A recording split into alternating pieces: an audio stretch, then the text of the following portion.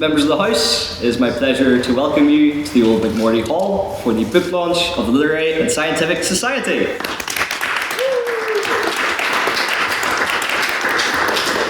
Fittingly, we are at the spiritual home of the Literific to celebrate the proud history of our society, the great achievements that our society has seen throughout the years, and our position as the oldest society at Queen's. As a compilation of the tales of our past which have made us the society we are today, I am joined by two great custodians of our society who are President-Emeritus Mr. Daniel Toft, HLM, and former Secretary of the Trust and Trustee of Literific Mr. Ryan Hoey.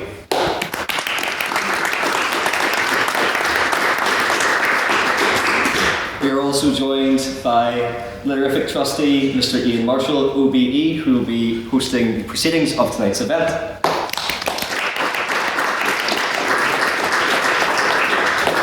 And with that, it is my pleasure to call Mr. Ryan Hoey to the podium, and can I say, I hope you sit back, relax, and enjoy the official book launch of 175 Years of Discourse at Queen's, the story of the Literific. Thank you.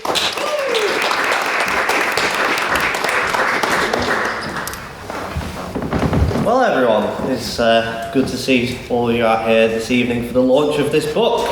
And I think before I start, it would be good to do an acknowledgement.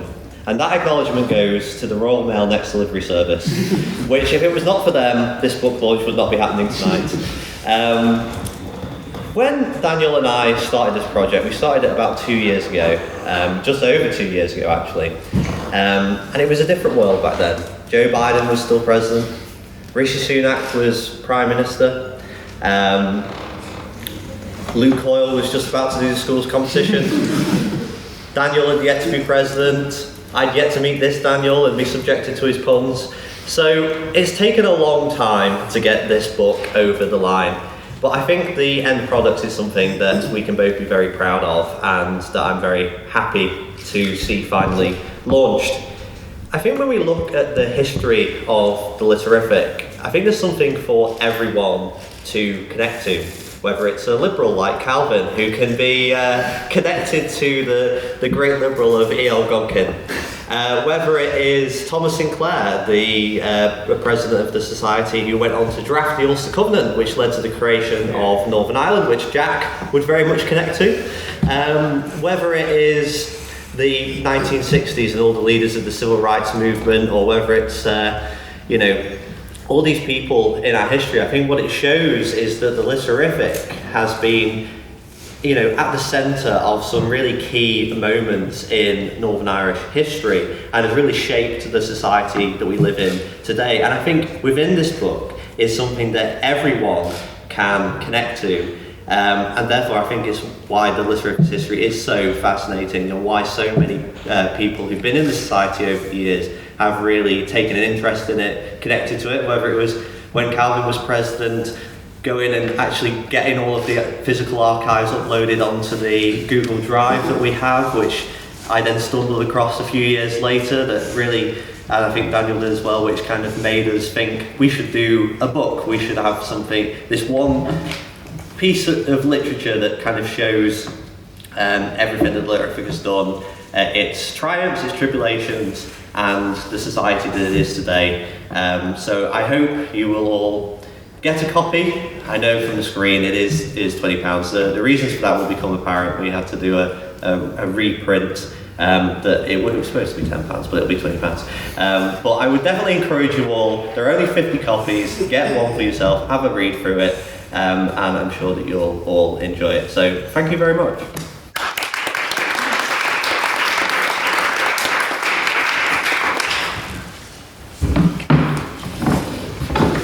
Ladies and gentlemen, Daniel, Ryan, listen, it's lovely to be invited here to conduct this part of your event this evening. I suppose it's interesting, I've known Daniel now for quite a while, and we actually work together in business and do other things together. And he told me about this book and I thought, well, that's quite interesting, but I'm not sure it'll be my thing to read. So when he asked me to do this, and anyone who knows me knows that I love to talk and I love to debate, and I love the work that the Literific do, and it's so important. But he told me about the book, and he told me about the book launch, and he had did something that was very decent last night, or just last night. He sent me a digital copy so that I could take a look at it. So I was in Westminster last night. I was late back, and despite my best efforts to get back to a very cheap room on the Edgware Road, the London Transport decided to strike yesterday. So I got out the Jubilee line, they closed down the Bakerloo line, and a half an hour walk to Edgware Road. So I got back to the room and thought, doing this tomorrow, I really should look at this book. I thought, well, no, not do it tonight, just too tired, so I watched Newsnight. And I got up this morning, I woke at 6, and I thought, okay, be prepared. But was a Boy Scout many moons ago. Be prepared, fail to prepare, prepare to fail to prepare. So I started to read the book at 6 o'clock this morning. And I thought, well, I'll read a few bits of it and then I'll set it down and I'll come back to it, because I knew I was getting the flight, I knew some travel time, and downtime in airports is always a really good time to read. But I kept reading, and I kept reading, and I kept reading. And I set it down, finished in one run through. I thought, that was a really good read, and a really enjoyable read, because it's much more than just the Literific. It's a very concise insight into how things have changed here in Northern Ireland, how society has changed, how we've evolved, how we've developed over the years. And it was really interesting because I learned an awful lot from the book. And when I read at the start, you realise just how society has changed. And if you go back to the inception of the Literific, certainly the demographic of people, of students at Queen's, was completely different to what we see today. It certainly wasn't potentially reflective of society, and it certainly wasn't reflective of the gender balance, that's for sure, but it wasn't reflective of society. And I think as we move towards where we are today, with the toxicity in politics and in society, with everyone being pigeonholed into left and right and green and orange, and the digital media culture that we all live in, and unfortunately we all live in social media bubbles. And it's very interesting because I spoke to someone earlier today about a very topical event, and the person I spoke to doesn't do social media, and they had no knowledge of it. And we sometimes make the assumption that because we are on social media and we're reading this stuff on Twitter and Instagram and TikTok, that everybody must know it. But to be honest with you, there's a big chunk of people who have nothing to do with or no interest in social media. I think where the Literific is so important, it gives us a platform and a space where we can respectfully debate and discuss contentious topics, and that's become really important. And it also gives us a chance to sit down face to face with people we don't always agree with, and have that respectful conversation. And it's interesting because what I found with debating, that's probably the best thing, is when you have two very polarised positions, you get them to debate the opposite position that they hold. And it's really good because it really makes you think. And I've said this before to the Literific, my favourite book is the Harper Lee novel, To Kill a Mockingbird, and the Atticus Finch line in it. To understand someone, you've got to get inside their skin and crawl around in it. So if you're arguing with someone or debating someone who's completely diametrically opposed, and I've had this in Northern Ireland politics, in British politics, I've had it in political lobbying, you've got to see things from the other perspective, and you've got to understand it from the other perspective, and that's how you resolve things. Because there's a really good book I read once called Never Splitting the Difference, and it's The Art of Negotiation. It's by a former FBI agent, and it's really good because he says you have to see it from the other perspective and know what the other person's values are. So it's the same with politics, it's the same with debate. And I think what we've missed is that social media, digital platforms have put lots of opinions out there without the right to reply, without any validation mechanism where we can actually look at it and say, okay, is that truth, is that lies? We have a media in Northern Ireland, and arguably the UK and Ireland now, that isn't actually about credible journalism. It's very often about opinion pieces, and those opinion pieces are always very loaded, very biased. So that's dangerous because that sets up discussions and arguments that very often aren't balanced, when they aren't fair. So when I started to read the book, and as I say, I really enjoyed it, and it's really interesting because I was actually shocked to learn that in 1960 that there were 600 members of the Literific, and that the Whitlow Hall had a debate with 300 people in attendance. Like, my goodness, that's phenomenal. But then when you roll the clock on, you see within 5 to 10 years, it was in complete decline, and for a multitude of reasons, they'd lost touch, didn't feel as if it was any longer relevant, and had a value. But it's really good, and I suppose I was also surprised to see that the first female was 1886, and it took 28 years before Muriel Campbell became president of the society. So it was 30 years of change, albeit splayed over a glacier to make that change, but it has happened. And when you look around the audience tonight, you look around the people here, and I'm sure your members, it's much more balanced. So it's a really good piece of work, and as I say, I recommend anyone to read it. For someone who was sceptical about would I enjoy it or would I want to read it, it's really good. It's a nice length. It's not hard to read, and credit to both the authors. So I think I'm supposed to ask you some really hard questions, really awkward questions about. But do you want to start just by saying, I suppose both of you, who came up with the idea, and at what point did you think you're actually gonna? Was it over a beer at the bottom some night that this was a great idea? You woke up and oh God, we decided to do this, or how did it come about? And at what point did you say, yeah, we're going to do something like this? Yeah, I can still remember pitching the idea to Ryan. So I had found myself in sort of a Wikipedia sort of loop where you go on and you click from page to page. And I was on Wikipedia looking through the history of the society. It was a society I'd started at, first year of Queen's, had gone to 2 debates, thought it was really cliquey, and did go back for a year. The next year I just happened to do some photos and started off as technology officer, and instantly got hooked. And as we went through and I moved to different council positions, I got more and more interested in the history. Obviously we know it's the oldest society at the university, and predates the Students' Union, which is a statistic I think we should all be proud of.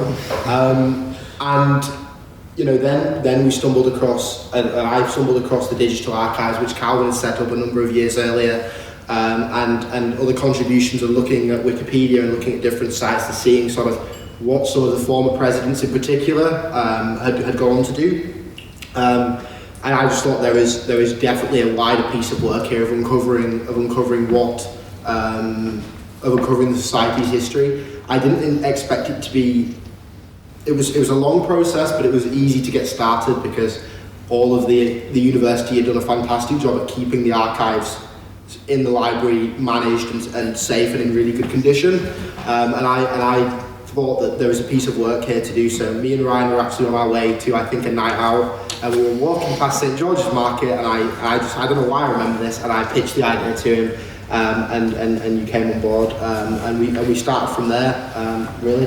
Yeah, no, I don't actually remember the moment at which Toft pitched it to me. I don't remember being on that night out. Maybe I just drank too much that evening, I don't know.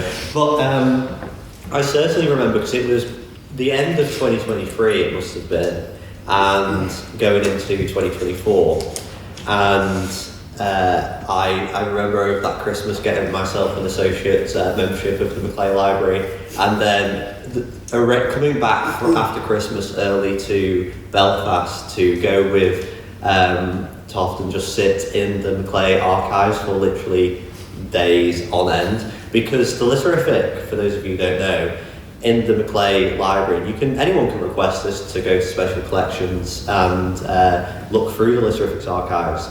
For the first 13 years of the society being established, there aren't actually minutes of debates, etc. So we had to do lots of that from newspapers, mostly digital newspapers online. But from 1863 to the 1960s, there are just so many minute books that just have so many interesting details. And even within this book, I would recommend you first read the book. First of all, you first buy a copy of the book and read the book. But then, if you're interested in finding out more, just go in and spend however much time you have in the play library, just looking through the archives.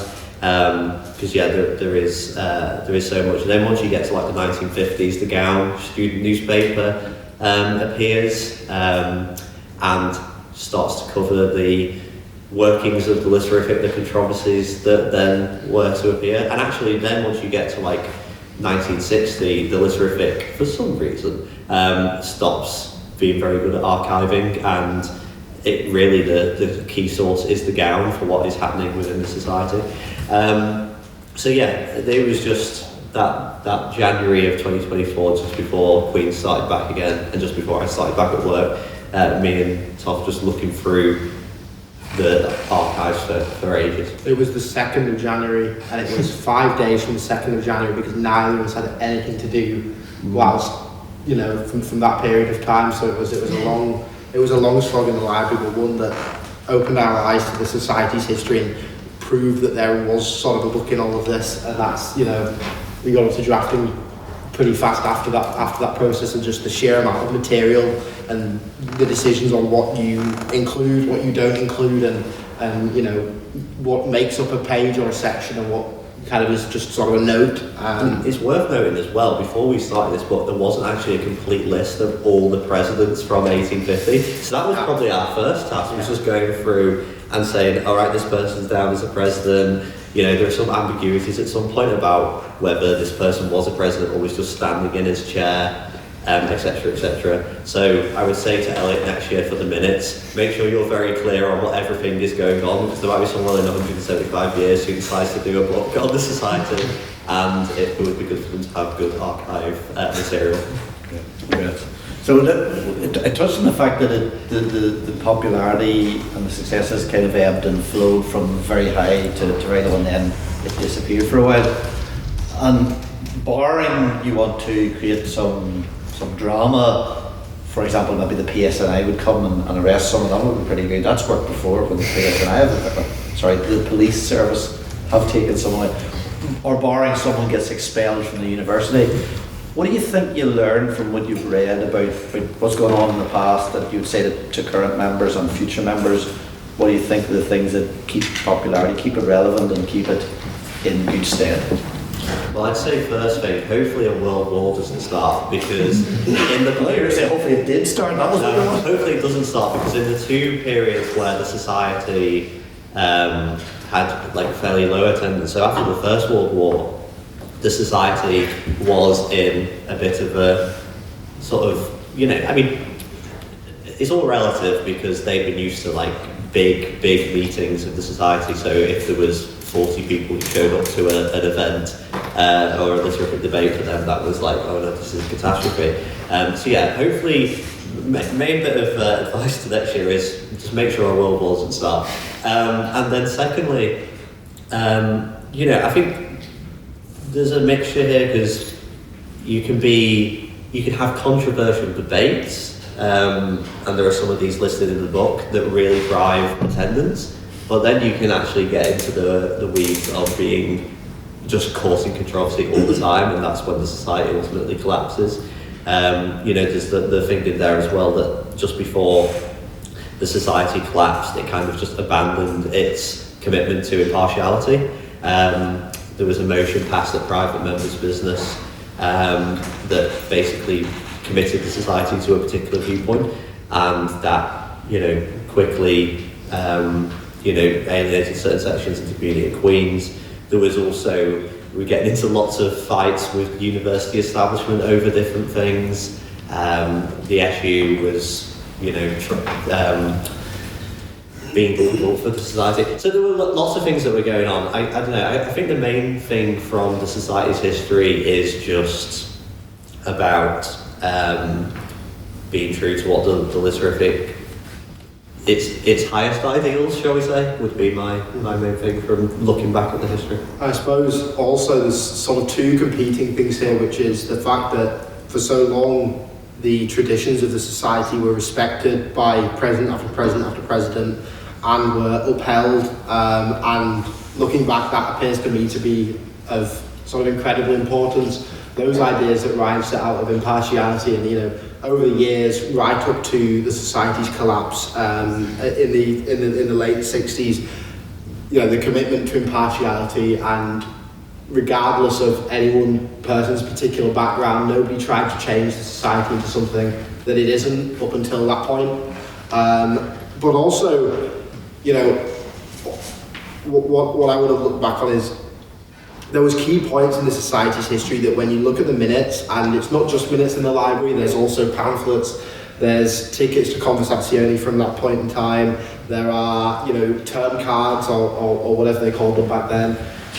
Seeing how each president and council put their own spin on things and alter things slightly to suit them, brought something fresh, and the names of people that move up from the council, you can see, I think, over the long period of time that it wasn't the same people over and over again. Each year the council would look sort of incredibly transformed, and it'd be new ideas and new ways of working. So if we'd have stuck with the society's original state, it would be a paper reading society, and we'd all have to listen to Mr. Steele talk about some sort of great academic paper at great length. So whilst also maintaining the core fundamentals of the society, which preserved it for so long, and then changing those, or sort of tinkering with those, killed it for a while, not also being scared that a new council would bring its own spin on things. And I think something that really stuck out to me is reading the minutes and going through the minutes, you can work out the different personalities of people that have come up through the societies, from sort of the radical change maker types to the more conservative ones. And there's always sort of every 5 or 6 years, there's always that sort of one person that comes in. You can just tell that they were sort of a bit of a maverick and a radical sort of, he was an MP for West Belfast, Thomas Tevan, and he died, I think, at 27. And the Literific was a huge part of his university experience. He was secretary, and they had minute books that were covering 5, 6, 7, 8, 9, 10 sessions at a time. And when he took over, he started signing the minutes. He took over mid-session, so he started signing the minutes in his session onwards from when he took over, but he also went back and changed all of the ones that he didn't agree with. And it just shows, I think, that the amount of different personalities within the society that all added something, and you can really see the contributions that each different president or member of council made. And there are, the minutes really show you the individual impact people had, and I just don't think that can be understated. And I think that's incredibly important. So whilst we would both advocate to preserving the society's core traditions and the things that make it unique on campus and in the wider Northern Ireland debate, I also wouldn't be afraid as a council to change things up and to sort of try and make your own impact. I certainly did that in my time as president, for good or for worse, I don't know, and history will maybe judge. And presidents that have come since 2011 have all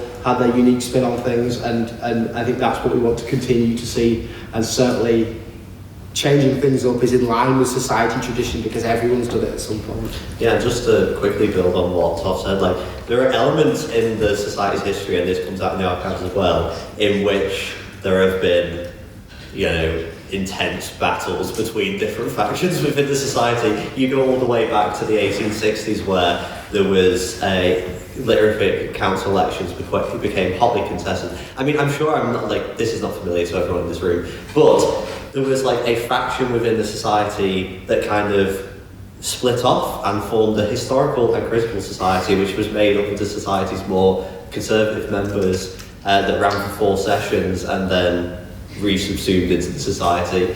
There was the Junior Debating Society, which formed into the Literific, which then started to move the Literific away from paper reading to debating. And then you go into the 1950s, and there was a group within the society which were termed the Literific Rowdies, who would get up at every private member's business and vigorously attack the president of the day and the council. So, throughout the society's history, it's, the core part of it is discourse and debate.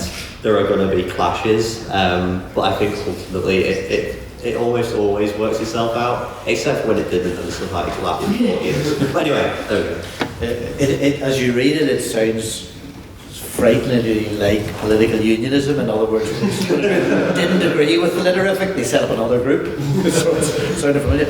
You touched on something, Ryan and Daniel, both. You said about the university and their involvement. If you look at your university masters, do you think that they're not involved enough with the Literific? In other words, they could support it more, promote it more, and assist it more? Or do you actually think they've been a bit too controlling at some points? What do you think the university's role in the Literific has been, or what you've learned and what you've studied? Yeah, no, I could do the historical. So it's really interesting that in the society's history, when you go back to, and there's a patron section on the one of the pages in the book, the Chancellor and Vice-Chancellor both used to be patrons of the society and would support the society in different ways the university would. Then you get up to the 1960s and the people within the society at that time wanted to really be adversarial towards the university, and then I think that kind of destroyed that relationship for good or for ill. So I think that the university has been supportive for, there's been certain events that we've done recently, whether it's Mary McAleese or the Theresa May event, that couldn't have been done without the support of the university. And also it's not the university's role necessarily to be active, it's assumed society at the end of the day. It's, up to the students to shape it, and the university should be there to add value where it can. And we've obviously got sort of, certain individuals from the university on our trust, for example, that can be called on from time to time to support the society. But yeah, it's about getting the balance right. The university should be there to enable the society to do its own thing, and it's interesting that you get, it's maybe the Students' Union when we have more of the problems these days when it comes to the finance office being terrible or something along those lines. But yeah. Just sort of historically, I think the university's involvement in society has ebbed and flowed and peaked and troughed and that sort of thing. Decisions the university has made for good or for bad has naturally had the sort of second order consequences on the society at different points in time, such as when they expelled Eamon McCann, which was president of the society and caused controversy at that particular point in time. I think the university, particularly historically, had the enabling function as well. There was various different records of council meetings where they would discuss the university's involvement in the institutions, or not so much, and that definitely ebbed and flowed over time. I would say, maybe on the contemporary, I'll maybe disagree with Ryan slightly and be more anti-establishment, which is very unlike me. I'd say that, particularly with the book, the university has put us in a pretty hard place, which is why it took 2 years. Took 2 years to come out. Originally, there was going to be a forward from the Vice-Chancellor, and there was going to be various different bits and bobs. And maybe without getting into too much detail, the university was unhappy with some of the content in the book, and we felt like some of the content in the book was too, mattered too much to set the scene for society's history, and was too fundamental to society's history for us to remove. And we refused to do so, and as such the university pulled away some of the support they would have otherwise given to the book. And the support they had offered was not, it was substantial, I think anyway, and put us in a pretty hard position. So we were meant to launch a year ago at least, and this university pulled it 2 days before we were due to have it launched, having printed. So that wasn't ideal, but we're not here to sort of make newspaper headlines. We're more here to make sure that, as kind of self-styled, personal people with interest in the history, we want the history to be accurate, and we certainly don't want to, brush anything away because the university is ashamed of its own decisions back in the day or whatever else. And it's our duty to make sure that the history is accurately recorded and is and what people are reading is a true reflection of what happened. You know, in my time as president, I think we were just getting going with the university's involvement with the society sort of in the last few years up to this point, and it does strike me the support the university gives to the society, not the book, but the society, since has been very valuable. But it's not always been like that. You know, much of the issues that the society's had with the university over the last 175 years, rather than maybe not current but recent Literific versus SU kind of fights, which were certainly in my day, and I know presidents before me, it was a lot of Literific versus the sort of institutions of the university, but like I said, that peaked and troughed in different periods and went up and down. So it's certainly a mixed picture. Yeah. When you read the book and you realise from its inception that the cohort of people that made up Literific were from a certain section of society, it was predominant. It was totally male, and it was from a certain section of society. And you look at it today, and as I mentioned, how that has changed. When you talk to people in Northern Ireland, it's interesting if I speak to groups of students and say, "Well, are you interested in politics?" They mostly say no, not interested. And then you follow up with the question, well, have you got opinions on things? Yeah, they've definitely got opinions. Well, that's de facto politics. Politics is about having opinions. If you look at the Literific where it is today in Queen's, and the fact that you have this big demographic, this big cohort, but potentially you have an untapped market of 23,000 students across different faculties and different schools who don't see themselves as being political, aren't doing law or politics or psychology. How do you think that the Literific could tap into that audience better? Because, I say, you've got 23,000 people on campus who are faffing about for a lot of their evenings and could be here, and I'm darn sure when there's a protest at the front gate of the university, everybody's political. How do you think you could tap into that? I suppose there's a few things. You know, the society, in comparison to sort of the rest of society, this society was progressive in its day. If you know, if you just look at the dates of sort of the first female president and different sort of events in history, the society's always led. I think it's fair to say it's obviously had its own sort of various chapters of discrimination and some of the dark sides, and I don't think we've hidden away from that. It's a sort of true reflection of society's history. But it's definitely always been leading. But some of the key things that were, and I've said already, my first year at Queen's, I came to 2 debates, and it was like in the David Kerr building, and it was appalling, and it was so cliquey, and it was maybe just me being kind of socially awkward, and I didn't go back for a year, and I thought, like, no chance, it didn't matter what the topic was, and I was a politics student and everything else.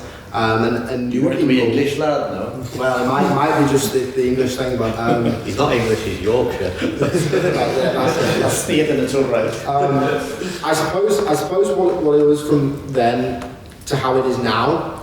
I think the society, even in the last 5 years, has come on such an incredible journey of reaching out to people beyond the usual sort of politics and law, and obviously those two and maybe a few other subjects dominate. But you know, particularly when I don't know really anyone here, but like when people tell me the sort of type of people coming to Literific now, it's key that I think in the last year it's really been transformed, and the council at the minute have I think made a very positive effort in bringing people from different courses, and that is incredibly important. You can see in the society's minutes just how sort of politics and law focused the society was for such a long period of time. But there were students, maybe sort of in the latter years before it was dissolved in the late 60s, or adjourned is maybe a better word, that other students were coming through to the society, and it had started to break through. Amy McCann was a psychology student, for example, and other presidents did sort of courses that, you know, maybe either don't exist anymore or certainly not politics and law, and the society back then tried to tap into that, and the current council, I think, and you know, maybe a few councils before have succeeded in bringing a wide range of people, but it is so incredibly important, and the collaborations the society does now with other societies, so I'm told, is I think a key point is a key sort of element of that. And these perspectives that people bring both to be members but also on council if they get to it are so important, and getting out there to all the students outside of the bubble. So like you said, when you boil it down to various issues, everyone becomes political regardless of what they choose to study. Yeah, no, it's interesting on like the law and politics point, because when the society collapsed, there was the Union Debating Society that took over from 1967 till the early 2000s. I think it's not actually clear in the archives when it. Yes, I saw the 6-7 thing. That's just the year in which it collapsed. Anyway, but yeah, and then what was created in its place when it collapsed in the when the Union Debate Society collapsed in the early 2000s was the Debating and Routing Society, which was part of the Law Society. So all of it was tied up within law. So then when the society was re-established as Literific in 2011, it created that opportunity for those who are not just politics, law, to get involved. And I think, there are lots of things the society can do, and there's lots of lessons the society can take from the book and periods of history that you can read into different things.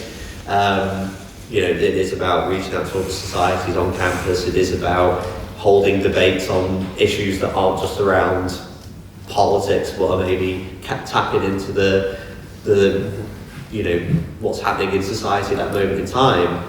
But it's also about just not making it, that's kind of what Daniel touched on, not making it a clique, turning it into a big super clique, where that's what I think has been done quite effectively in this year and in some years gone by, is you, at the first, freshers and the early few debates, you really put a focus on bringing the freshers into the society, and then you create that community atmosphere in which you build up the Literific super clique, and then still project outwards the welcoming nature of the society and try to get people on board, and just keep an eye out for those opportunities where the society can add value, can get its name out there. Because, the Literific is great because it's called this the Literific, it's got all this history behind it, but it's also called Literific, and when you first hear Literific, you don't automatically think, oh, that's the debating society. There's a weird thing with Irish debating societies, both here and with the LNH at UCD, the HIS, the Phil, the Lit and Dem. None of them say what it does on the tin. So, you have to put that extra effort to explain what the society's about. And it's not just a debating society, it's so much more than that.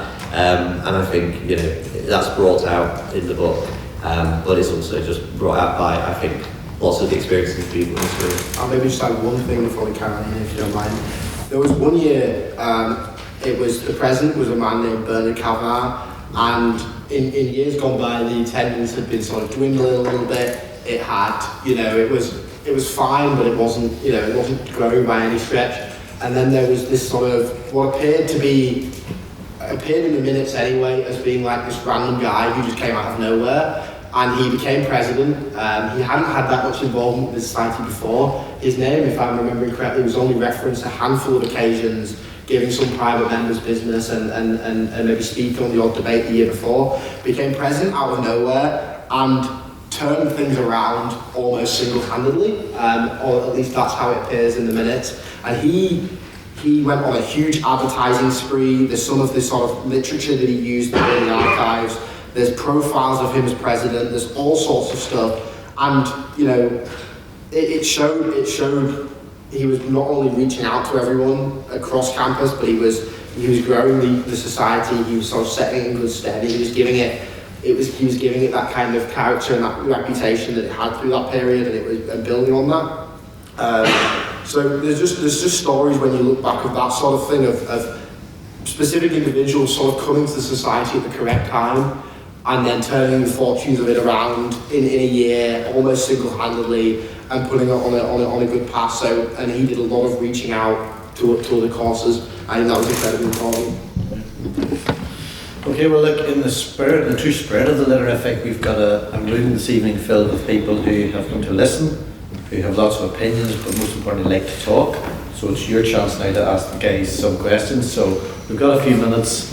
If you'd like to ask Daniel or Ryan a few questions, or voice your opinion on what you think of the piece of work they've done and future Literific.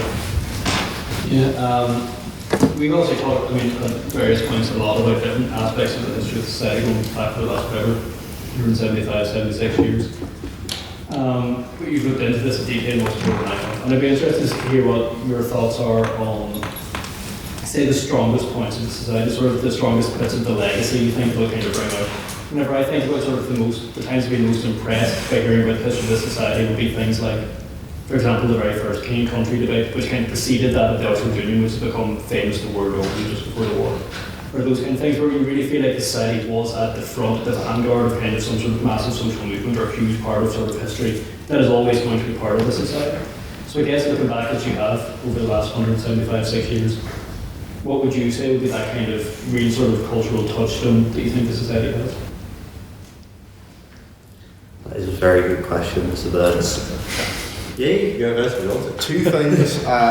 The first was really, like what you said, Tom, being at the forefront of topical issues. So, we went literally thousands of pages of minutes, and I think we went through every single page of them, and it was, I was at one end of the room and Ryan was at the other end of the room, and like we found something interesting, we just shout it to the other person, and that's how we operated for like 5 days straight. And it was going through and you're at the minutes and it's 1945 and the society is at a low in terms of attendance and that sort of thing, and presidents have gone to war and that sort of thing, and then seeing, in albeit horrific circumstances, for example, there was a debate on the use of the atomic bomb only a week and a half after it was used for the first time in Japan, and it was, the society was debating those sort of topical issues right when they were happening, and it seems kind of unreal that almost the news travels that fast that, there was time for a debate and people came and made, arguments on both sides with what seemed to be, for that point in time, an incredible turnout. Or only, I think it was months before the creation of the NHS, the society debated universal healthcare and was sort of preempting some of those big issues. That stuck out to me, and those were a few points as we were going through the pages that I would fire across the room and say, like, Ryan, look at this, and we'd study particular debates in that point. And then I think maybe the most remarkable thing in the society's history is how the society, in our sort of interpretation of the minutes, and in our sort of, having studied them and looking at newspaper archives from the time online, that the society effectively became the training ground for the civil rights movement. Many of the personalities that were involved in the civil rights movement, that were involved in public speaking at that time, learnt or appeared to learn their public speaking skills in Literific. And you read through any book of, particularly the start of the civil rights movement in Northern Ireland, and you just pick out names, and you can guarantee that many of those that came from Queens were huge parts of this society, and from both sides. And I think just how intertwined the society is in the civil rights movement.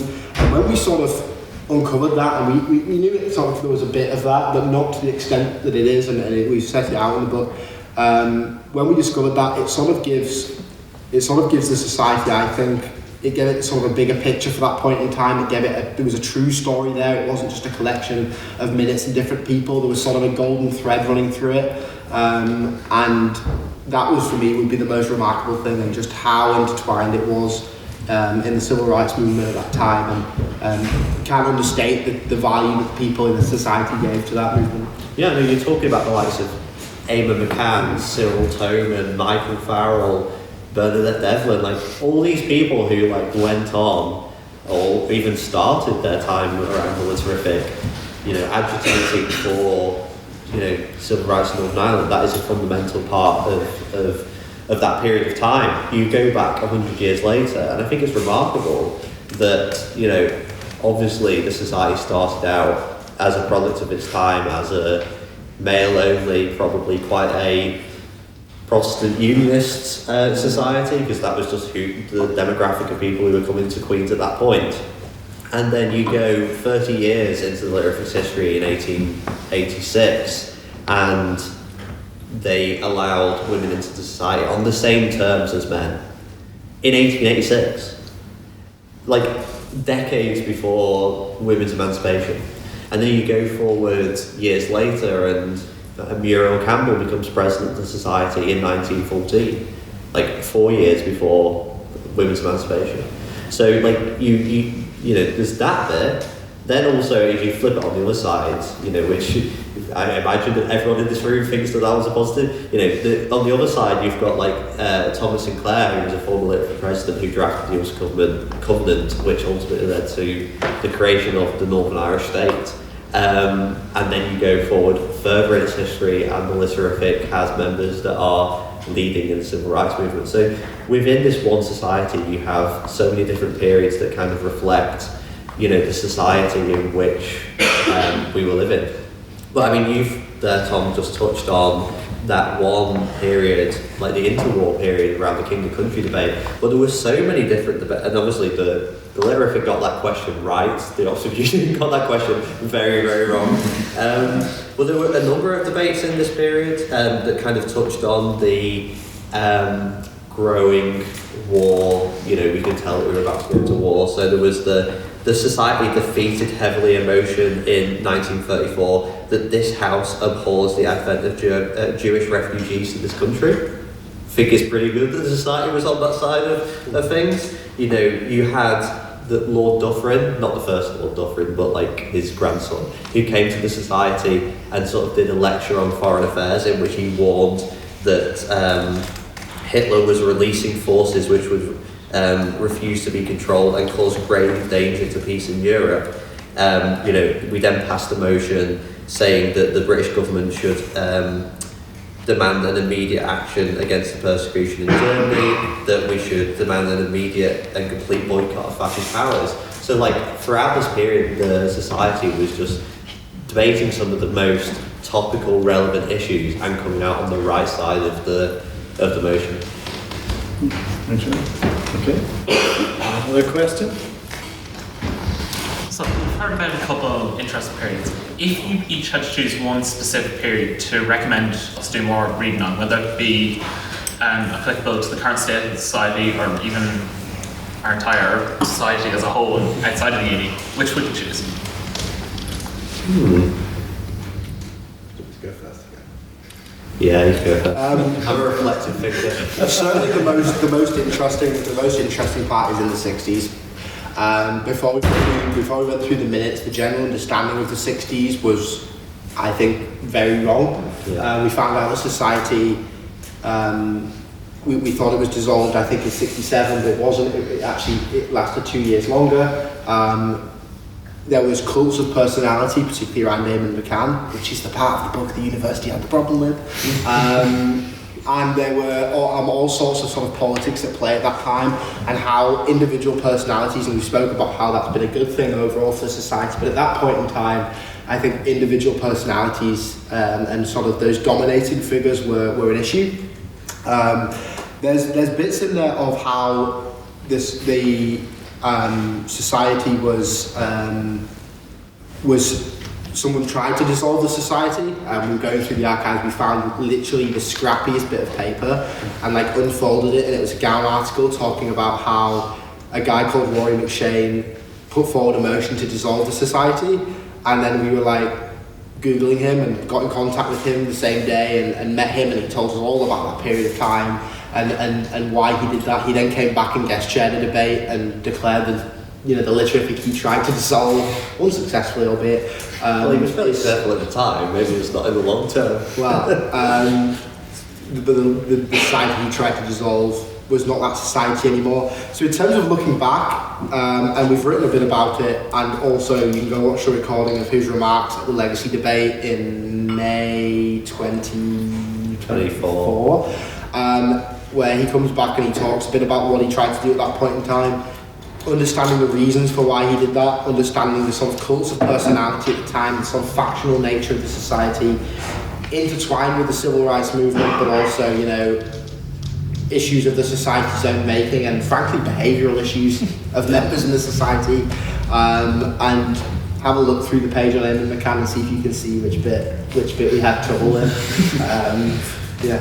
But I mean, also, like, I don't just to build on what Toft just said. Like, the 60s is ultimately the most interesting part of the whole book, because it was just like drama. You had this one debate, and the topic of the debate was that this house believes young men should be angry. And you had someone called John Antrobus, who was one of the Carry On films. I don't know if you're aware of these films, but he was one of the writers for that. So he came over to this debate. He'd been wined and dined in a local hotel, and he arrives at the debate absolutely plastered. And he's given his speech, and he gets out the invitation to debate. And on the invitations to debate, it says dress formal, and he declares in the meeting that all dress is formal. And then when it gets on later in the debate to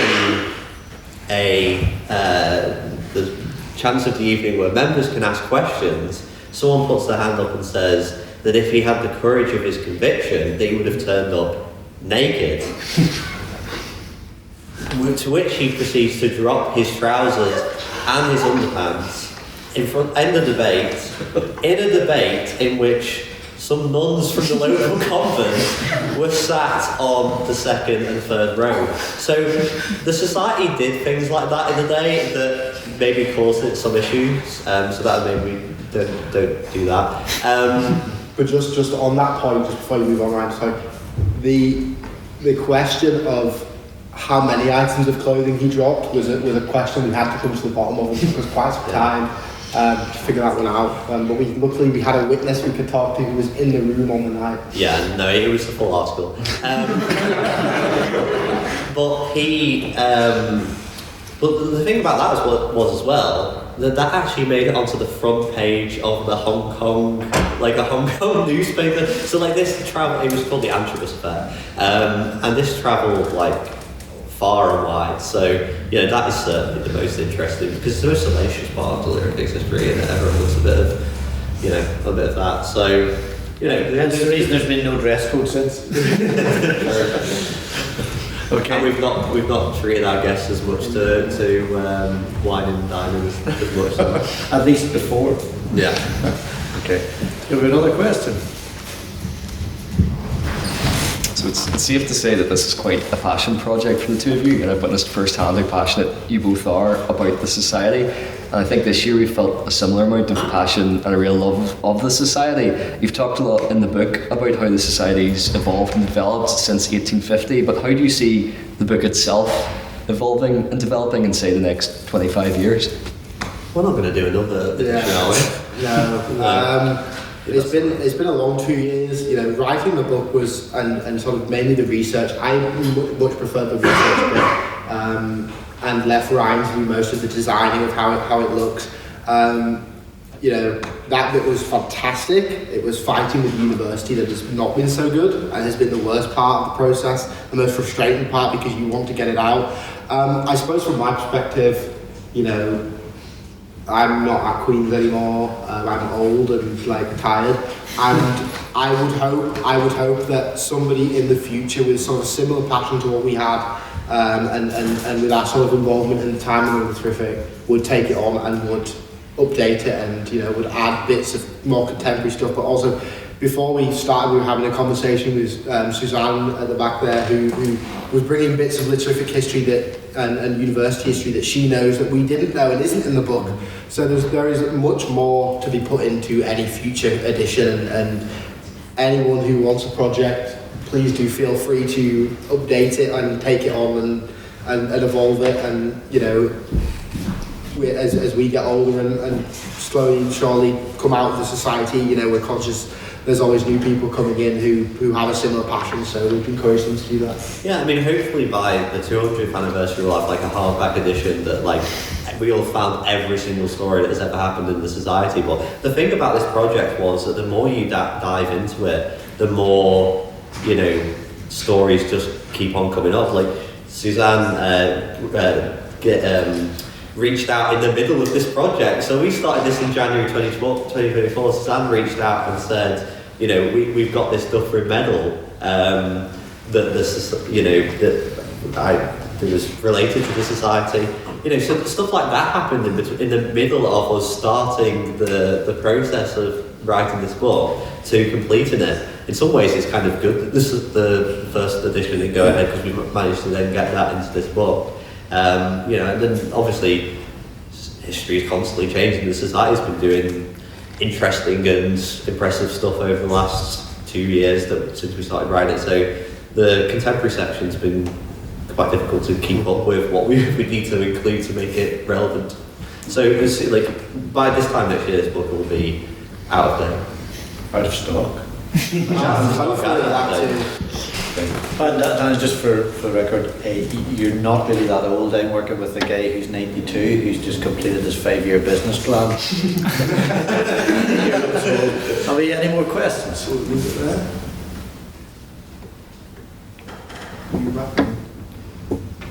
Okay. Well, if there's no more, listen, thank you for the questions, the good questions. Thank you guys for doing the book, for taking the time and the effort and putting the energy into to convey it. It's interesting because when you read the book, despite it covering a period when it wasn't digital media, when it wasn't about communications that we have today, it was written press, it was radio, it was in later used television. Northern Ireland was a metaphor for what was going on in the rest of the world. So the civil rights, the unrest in the late 60s wasn't something uniquely Northern Irish. It was happening in the US, it was happening in France. So it was really good, and you're right, because it's startling to see some of the debates that the Literific have had, and it's really important. I think based on the fact that debate and discussion and conversation is going to be so important, we're in a living society now where people are vocalising their anger and their concerns and venting it through the wrong channels. I think the Literific have a really good opportunity to build on this, to take what is a really good brand and get it out there. Queen's University did a programme of events 3 or 4 years ago, public engagement events, where they took the little hall for an evening and they invited different groups in to discuss things and debate things. I think there's a real opportunity to go back to the university and say, let's do a series of public engagement, big ticket things, where we invite the trade unions in, or we invite the political parties, or we invite diverse groups in society and do those things, because it's with this is the spark that lights other people to debate, and you're doing it with schools, and you're getting the kids involved in discussion and debate and public speaking, and that's really good, because I think lots of parents are looking and saying, okay, there's a value in this.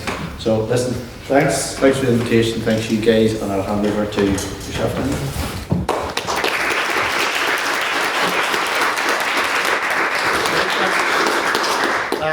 Just want to wrap up. Please feel free before you go, if there's any wine left, do demolish it. Don't leave the university anything so they can make a profit after they've taken out profit away.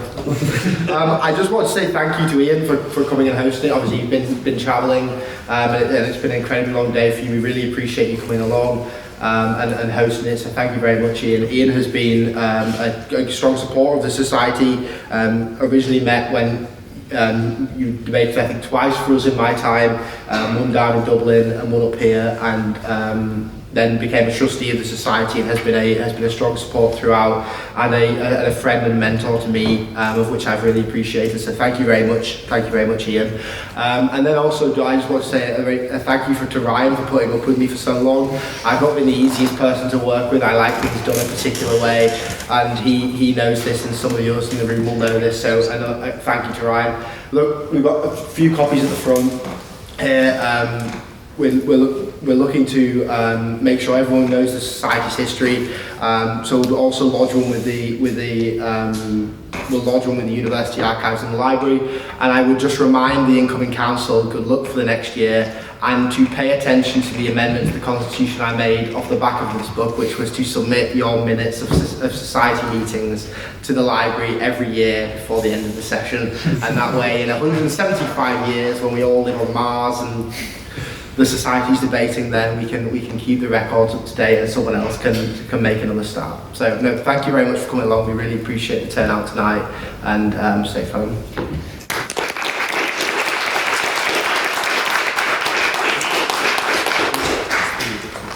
And we'd also like to invite Suzanne up to the front to talk about this very nice trophy that she has donated to society. Maybe talk a bit about her dad, who was a president of society in the 1930s.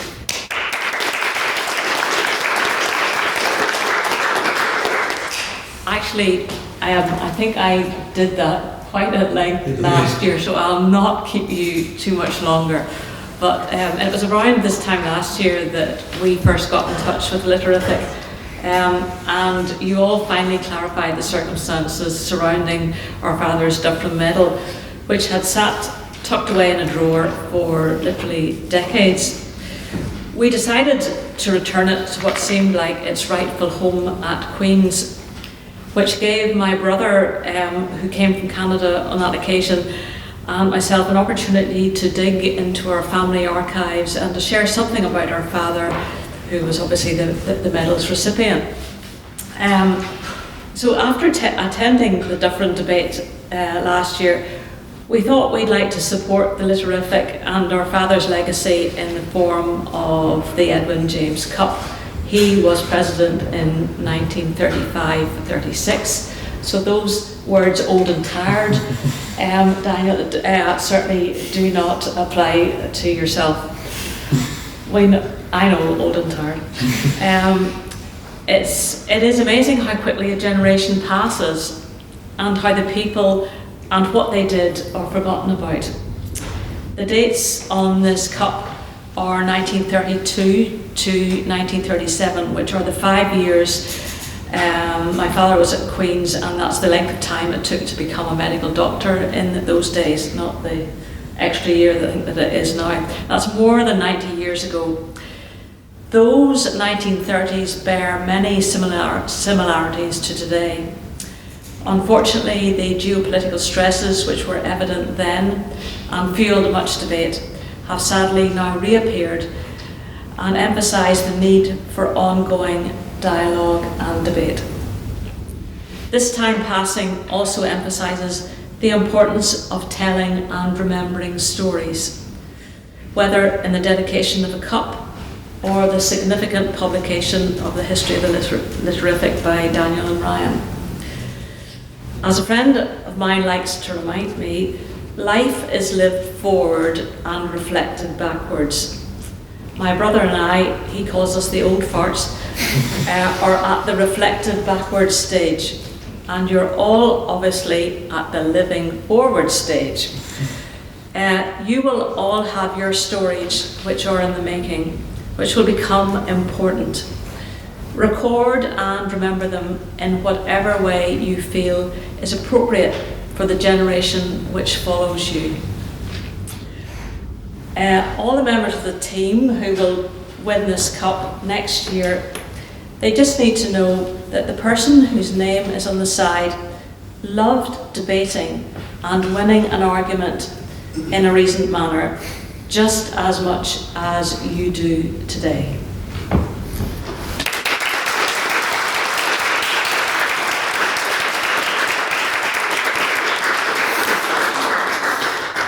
So here we go. There's enough for a bottle in here for a team, whoever wins.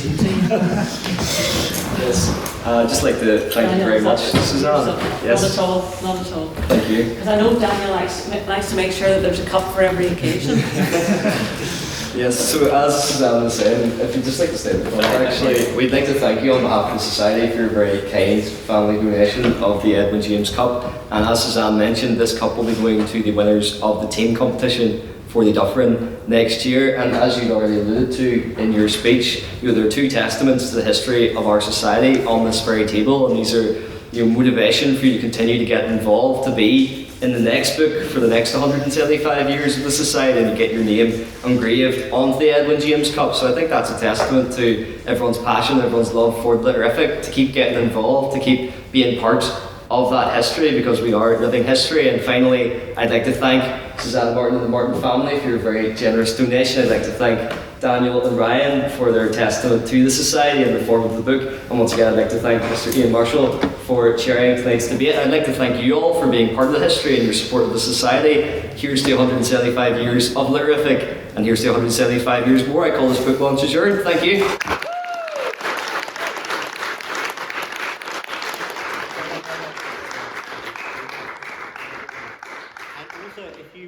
I've put the details on here. I mean, as I said at the beginning,